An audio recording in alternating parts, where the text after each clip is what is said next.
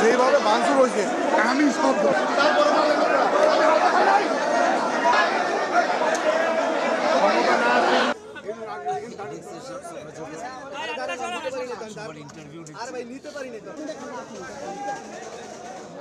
Sir Kamal এসে সবাইকে যারা ছাত্র দলের ভোটে যাবে যেখানে সবাই আসে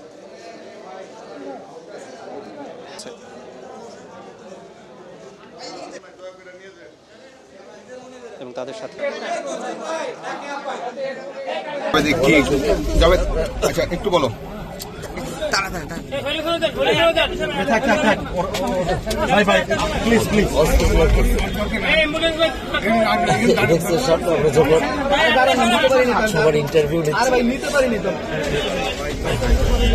ঈশ্বরদীর একজন বিএনপি নেতা হঠাৎ করে এক রিপোর্টারকে ধাক্কা মেরে বলতে চাই তোরা এখানে কারা।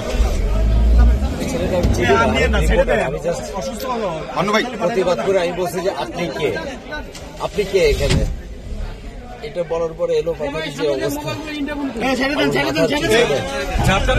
দেখছেন বুকে টুকে আমার জামা সোয়েটার পরা ছিলাম সেটা খুলে গেছে, এখন বুকের মধ্যে খুব মাথা ব্যথা করছে, খুব প্রচন্ড রকম মাথায় ইনজুরি, আমার গলা শুকায় আসতেছে।